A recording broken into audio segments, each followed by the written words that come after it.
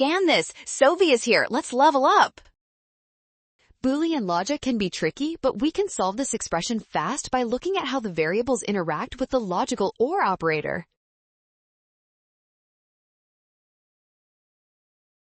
First, look at the expression x and y inside the parentheses. This part only results in true if both variables are true.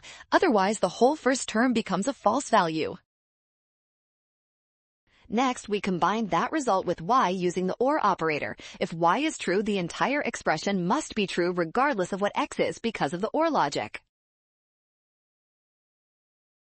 If y is false, both sides are false. The total value matches y, making option B the correct choice.